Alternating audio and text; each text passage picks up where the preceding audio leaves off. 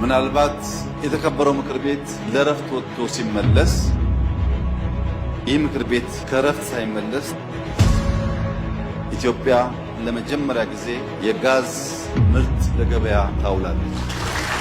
ኢትዮጵያ የማዳበሪያ ፋብሪካ መስራት ትጀምራለች ብቻ ሳይሆን ከ40 ወራት በኋላ ደግሞ ጨርሳ ታስመርቃለች። ለመጀመር ሳይሆን ለመጨረስ ስለምንሰራ ማለት ነው። ህዳሴን በሚመለከት ህዳሴ አልቋል። ህዳሴን እናስመርቃለን። ህዳሴን ከመመረቁ በፊት ብንረብሽ ብሎ የሚያስቡ ሰዎች አሉ። እናስመርቃለን። የሚመረቀውም አሁን ነው፣ ነገ ክረምቱ ሲያልቅ።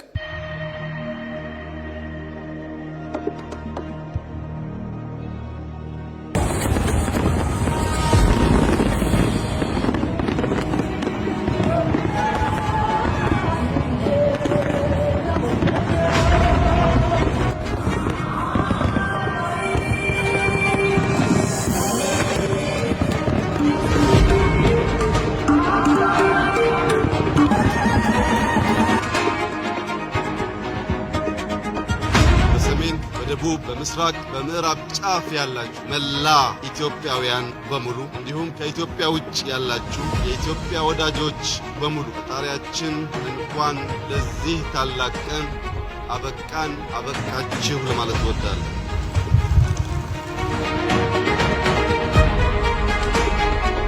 የተከበራችሁ ኢትዮጵያውያን፣ ታሪክ ሰምተናል፣ ታሪክ አይተናል፣ ታሪክ ተምረናል።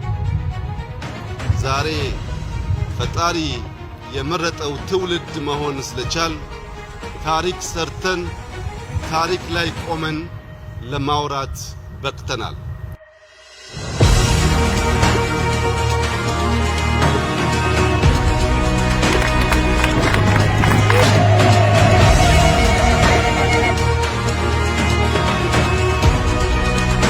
ዛሬ ወር ባልሞላ ጊዜ ውስጥ ሌላ ትልቅ አነቃቂ አመርቂ ለኢትዮጵያ ብልጽግና መሰረት የሚጥል ስራዎች የምናስጀምርበት ዕለት።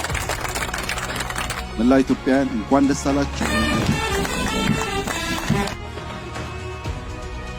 ማየት ማመን ነው እንደሚባለው ፓርላማው ድጋሚ ከመከፈቱ በፊት የጋዝ ፕሮጀክታችን ተጠናቆ እንገናኛለን ባልነው ልክ አጠናቀናልና እስካሁን ማየት የተሳናችሁ የተሰወረባችሁ ንቁ፣ ጊዜ እንዳያልፈባችሁ።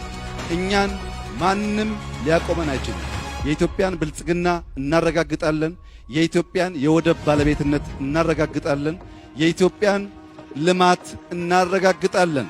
ለመላው የኢትዮጵያ ሕዝብ እንኳን ደስ ያለን፣ እንኳን ደስ ያላችሁ።